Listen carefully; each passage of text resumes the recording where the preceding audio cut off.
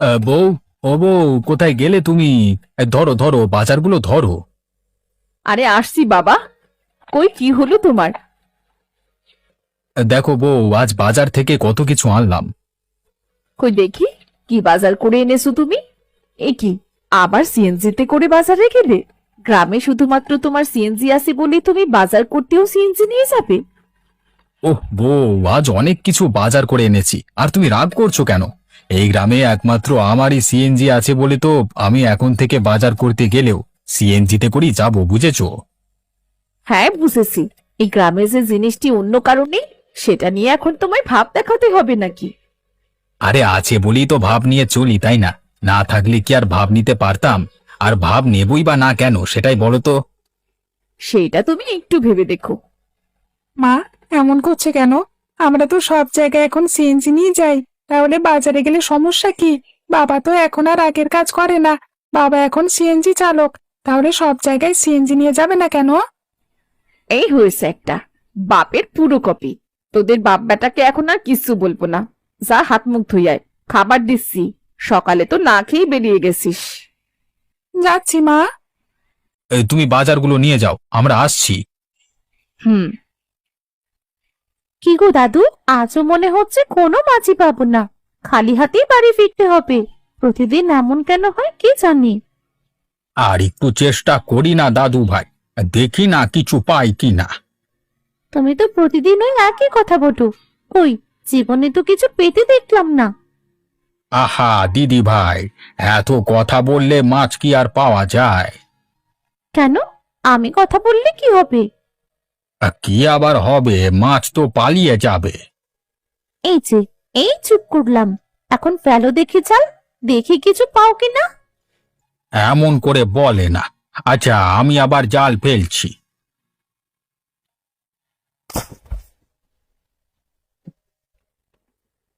কই, এবার তো আমি কথা বলিনি।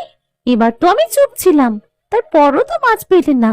ধুর, আমি বাড়ি চলে যাচ্ছি। আমার ক্ষুধা পেয়েছে অনেক। ঠিক আছে রে মা, চল। রোদের মধ্যে আমারও আর ভালো লাগছে না।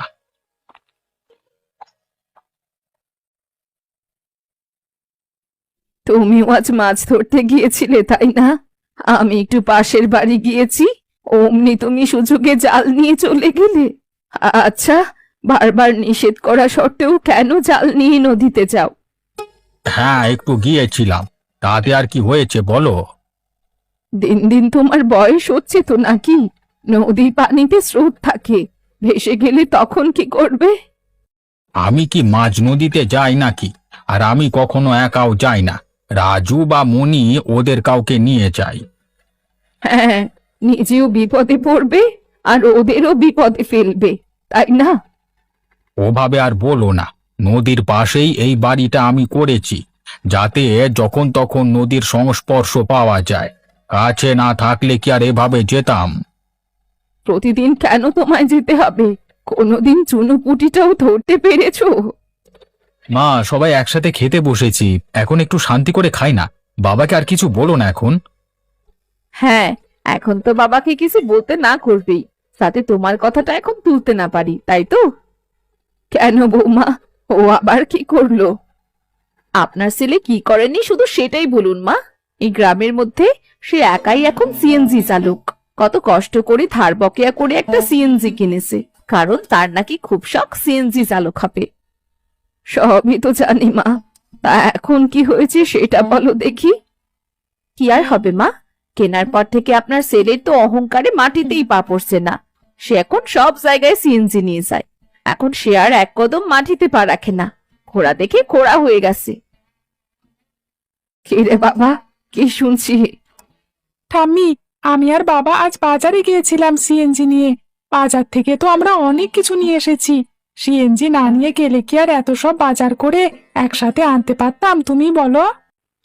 আচ্ছা মা, ও তো খুব ভালো করেই জানে ও ছাড়া আর কারোই সিএনজি নেই গ্রামে। তাহলে সকলের কাছে এত ভাব দেখানোর কি আছে? বাবা, বৌমা তো ঠিক কথাই বলছে। কেন এমন করিস? লোক দেখানো কিছুই ভালো নয়। এতে নিজের কখনো ভালো হয় না, বরং খারাপই হয়। আমি যা বললাম সেটা মনে রাখিস। আচ্ছা মা। বাবা, কাল তো স্কুলের মাঠে মস্ত বড় মেলা বসবে, আমাদের নিয়ে যাবে না বাবা? আমি তো প্রতি বছরই নিয়ে যাই, এবারও নিয়ে যাব। আচ্ছা, তাহলে কাল সকালে সবাই কিন্তু প্রস্তুত হয়ে থাকবে, কেউ কিন্তু আবার দেরি করবে না, ঠিক আছে? কাউকে আবার যেন বলতে না হয়। হ্যাঁ দিদি, আমাকে বলতে হবে না একবারও। আমি ঠিক সময় মতো সবার আগেই প্রস্তুত থাকবো। হি হি হি। আচ্ছা ঠিক আছে, এবার কম কথা বলে খাতো দেখি। আরেকটা কথা, আমি আগেই বলে দিচ্ছি, কাল কিন্তু সিএনজিতে করেই যাব। কেউ কিন্তু আবার না করতে পারবে না, বুঝেছো তো মা? না দাদু ভাই, কাল মা কিচ্ছু বলবে না। আমরা কোথাও বেড়াতে যাবার সময় এই সিএনজি করেই যাব, তাই না? এটা আবার বলতে হয় নাকি?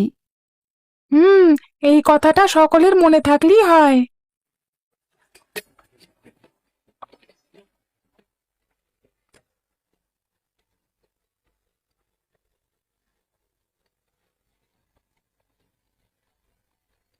কি সুন্দর মেলা বসেছে, কত কিছু আছে। দিদি, তুই কি কি কিনবি রে? আমি যে কোনটা রেখে কোনটা কিনবো সেটাই তো বুঝতে পারছি না। আমি তো বাড়ি থেকে ঠিক করেই এসেছি। আমি লাল বেলুন, লাল লাঠি, লাল বল আর লাল ঘুড়ি কিনবো। সবকিছু লাল কিনলে তো ভালো লাগবে না, সাথে অন্য রঙেরও কিছু নেই। না, আমার সব লালই লাগবে। মা চলো, আমাকে সবকিছু কিনে দিতে হবে, চলো না। দাদু ভাই, ভেতরে চলো, গিয়ে দেখি কি কি আছে। দিদি দেখেছিস বাঁদরটা কেমন করে নাচছে? হি হি হি। দেখলাম, একদম তোর সাথে মিল আছে রে। দেখ দিদি, বেশি ভালো হবে না বলে দিচ্ছি। কেন রে, আমি খারাপটা কি বলেছি? আমাদের তো অনেক ক্ষুধা পেয়ে গেল, চলো কোনো খাবারের দোকানে যাই। ঠাম্মি, ওই যে দূরে লাল কাপড় দিয়ে হাঁড়ি ঢাকা আছে দেখতে পাচ্ছ? তার মানে ওখানে বিরিয়ানি রান্না হচ্ছে। আজকে সবাই বিরিয়ানি খাবো। বাবা, আমাদের আজ বিরিয়ানি খাওয়াবে না? হ্যাঁ, খাওয়াবো তো। চল, কিন্তু ওখানে তো বসবার জায়গা নেই, সবাই দাঁড়িয়ে দাঁড়িয়ে খাচ্ছে তো। কোনো সমস্যা নেই, আমরাও ঠিক দাঁড়িয়ে খেয়ে নেব। কি বলো দাদু ভাই? হ্যাঁ, তাই তো, আমিও দাদু ভাইয়ের সাথে একেবারে একমত।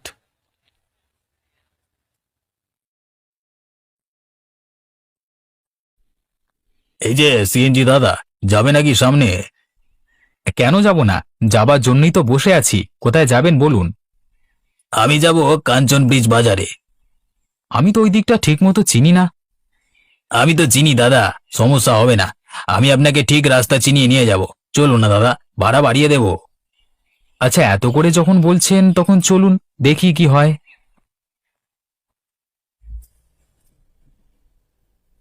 বাহ দাদা, আপনি তো খুব ভালো চালাতে পারেন। অনেক দিনের অভিজ্ঞতা নাকি?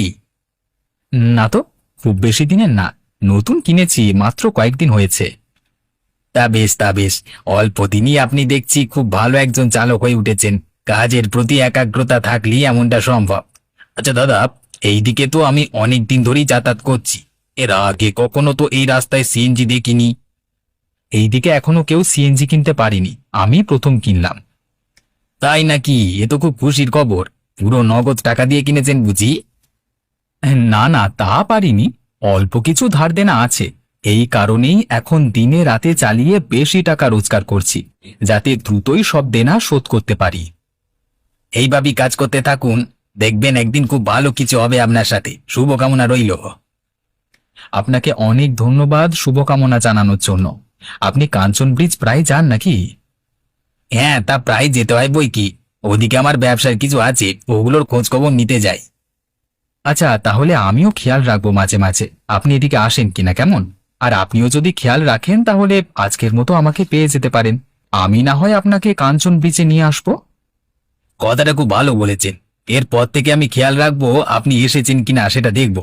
আসলে রিক্সা দিয়ে আসতে গেলে তো খুব বেশি দেরি হয়ে যায়, আর রাস্তাঘাটের অবস্থাও সব সময় একরকম থাকে না। রিক্সার অতিরিক্ত ঝাঁকানিতে কোমরের হাড়গোড় মনে হয় ভেঙেই যায়। আর বৃষ্টি হলে তো কোনো কথাই নেই, তখন তো আর রিক্সা কুলুবে না। একদম, সামনেই তো বর্ষাকাল আসছে। আচ্ছা, আমরা চলে এসেছি। আপনার সামনেই ওই লাল বিল্ডিংটা, ওখানে রাখবেন। হ্যাঁ, ওর পেছনেই কাঞ্চন ব্রিজের বাজার। ধরুন টাকাটা, ধরুন। আপনার মতো যাত্রী পেয়ে ভালো লাগলো, আসি তাহলে। দরকার পড়লে ডাকবেন, কেমন? আচ্ছা।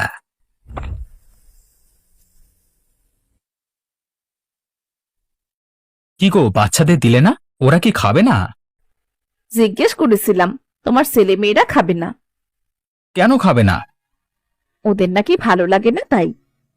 বাবা মা কোথাও গেছে নাকি? সারা শব্দ পাচ্ছি না যে। কোথায় আর যাবে, হয়তো আশপাশেই আছে। আজ কি যাবে না কাজে? কয়েকদিন একটানা দিনরাত কাজ করতে করতে শরীরটা আর চলছে না। আজ মনে হয় না যে যেতে পারবো। গা হাত পা ম্যাচ ম্যাচ করছে, মনে হচ্ছে জ্বর এসে যাবে। তোমাকে তো বলেছিলাম এত জোর করে কাজ করতে যেও না, শরীরে না কুলালে যাবার দরকার নেই। তুমি তো কিচ্ছু শোনো না। তোমার মনে নেই এই সিএনজি কেনবার সময় ধার দেনায় পড়তে হয়েছিল আমাকে? মাথায় তো সারাদিন ওই চিন্তাই ঘোরে। এত চিন্তা করে অসুস্থ হওয়া ছাড়া তো আর কিছুই হবে না। তাহলে শুধু শুধু এত দুশ্চিন্তা কেন করছো? আই, তুই আমার হাত ধরলি কেন? তোকে কিনে দেয়নি খাতা? আমার থেকে ছোট ক্লাসে পড়িস তুই, অথচ খাতা কলম পেন্সিল তোর সব আমার থেকে বেশি। তাহলে এখন আমার খাতা ধরছিস কেন? দে না দিদি, তোর খাতাটা কত সুন্দর, দেখেছিস কত সুন্দর লাল রঙের। আমার কোনো খাতা তো এমন লাল রঙের নেই রে দিদি। নেবার সময় কত সুন্দর মধুর গলায় ডাকিস, আর দেবার বেলায় কি করিস সেটা একটু মনে করে দেখ। আচ্ছা, তোরা দু ভাই বোন সুন্দর করে মিলেমিশে থাকতে পারিস না? তা না করে সারাদিন একজন আরেকজনের পেছনে এইভাবে লাগিস কেন? তোরা যখন বড় হবি তখন এই সময়গুলো খুব মনে করবি। একজনের সাথে ইচ্ছে করলেই তখন আর দেখা হবে না, কথা হবে না। তখন বুঝবি কেমন লাগে। দেখা হবে না কেন মা? তোরা বড় হয়ে গেলে কি এভাবে একসাথে থাকতে পারবি? দিদি বিয়ে হয়ে যাবে, তখন শ্বশুর বাড়ির লোক কি তাকে সবসময় আসতে দেবে? দেবে না তো। তাদের যখন ইচ্ছে হবে শুধু তখনই দেবে। ইস, বললেই হবে নাকি? আমার দিদিকে আমি যখন খুশি তখন দেখতে যাব, কারোর কথা শুনবো না। কার এত বড় সাহস যে আমার দিদিকে আমাকে দেখতে দেবে না? তাকে আমি দেখে নেব। এখন তো দিদিকে পাত্তাই দিস না। পরের বাড়ি চলে গেলে তখন কেন দেখতে যাবি? এখন থেকে দিদির সাথে ভালো ব্যবহার করতে না পারলে তখন কিন্তু দিদিকে আর দেখতে পারবি না। আমি আর তোর সাথে এমন করবো না রে দিদি, আমাকে মাফ করে দে। আমি তোর ছোট্ট ভাইটি। হ্যাঁ, আমি তো তোর সাথে শুধু একটু দুষ্টুমি করেছি। তাহলে কেন আমাকে বড় হলে তোকে দেখতে দেবে না বল? তাই কি কখনো হয়? আর কাঁদিস না। আচ্ছা, আমি সবাইকে বলে দেব তুই আমার ছোট্ট ভাইটি, তোকে যেন কেউ কিচ্ছু না বলে। দাদু, জীবনে কোনোদিন মাছ পাওনি, তাও আমি একটা হাঁড়ি নিয়ে সব সময় দাঁড়িয়ে থাকি। আজ দেখো না, তোমার নাতিও শুধু শুধু আরো একটা বেশি হাঁড়ি এনেছে। আজ দেখবে দাদু ভাই, 2 হাঁড়ি ভরে যাবে মাছ। না দাদু, এটা কখনোই হবে না। এমন কথা আগে আমি অনেক শুনেছি।